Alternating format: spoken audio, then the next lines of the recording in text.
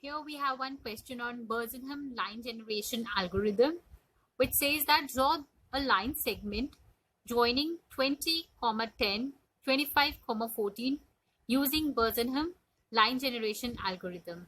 So firstly, we plot down the values x0, y0 as 20, 10, y1, x1 as 25, 14, and we calculate the slope.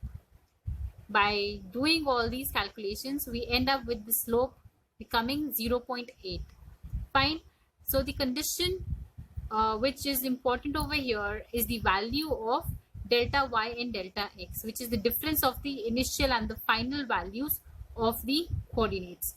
Right? Delta y equals to 4 and delta x equals to 5. These are the values which are important in this algorithm. So the initial values, initial plots are 20 and 10. What we do is that we calculate the initial parameter, which is represented as pi. Fine, we take the initial parameter with which has a formula of calculating as 2 into delta y minus delta x. Okay, this is our formula for calculating initial decision parameter.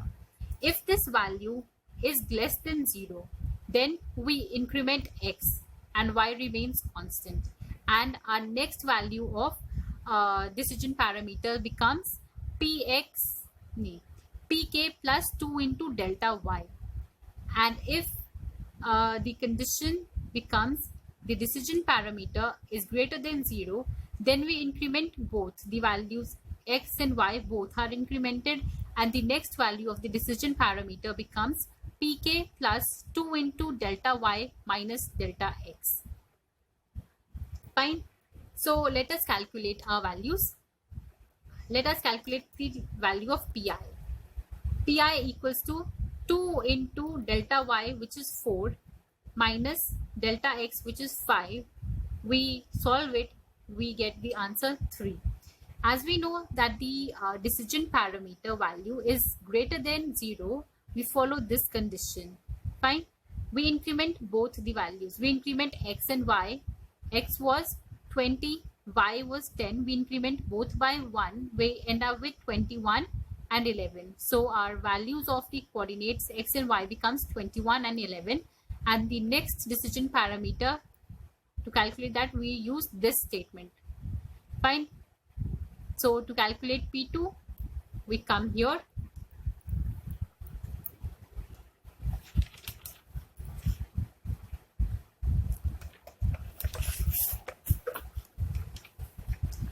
Over here, we can see that the decision parameter P2, for calculating that, we take the initial decision parameter P1 plus 2 into delta y minus delta x. Fine. So we put the values. P1 was 3 plus 2 into 4 minus 5. We calculate, we end up with 1. Here again, the decision parameter is greater than 0. So again, we use this condition, which means that both the values are incremented, x and y. X was 21, y was 11, both are incremented. We get 22 and 12. And the next parameter becomes P3. P3 is calculated here. We can say that we take the previous value of the decision parameter P2 plus 2 into delta y minus delta x. We are following this condition again. Fine.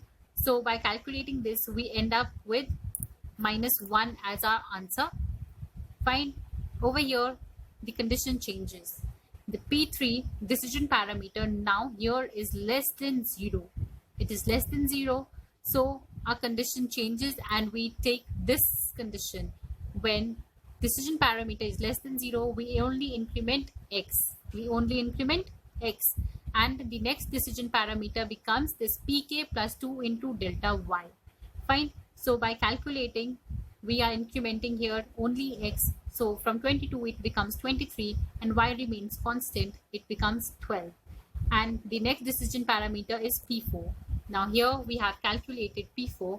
You can see that P3 plus 2 delta y. Why are we have changed this formula now? Because we had said that in a previous step, when the decision parameter is less than 0, we use this condition to find out the next decision parameter. Fine. After calculating all this, we end up with the answer 7, which means that the decision parameter is greater than 0, which is greater than 0. So we increment both the values of x and y. Our previous value of x was 23, our next becomes 24 by incrementing, and y was 12, and by incrementing it by 1 we get 13. So the next decision parameter becomes P5, which is now calculated. Here you can see that P5 is being calculated, and how? P4 plus 2 into delta y minus delta x, we calculate it, we end up with 5. 5 is greater than 0, so we increment both x and y, so our final parameter becomes 25 and 14. And at this point we terminate our algorithm. Why? Because the question was given that our initial and our final parameters were 20, 10 and 25 and 14. So we cannot go beyond this thing. So we have reached our final point. So at this point our question is stopped. Our algorithm is terminated, and then we end up with these coordinates. So we have 20, 10, 21, 11, 22, 12, 23, 12, 24, 13 and 25, 14. So this is our answer. Thank you.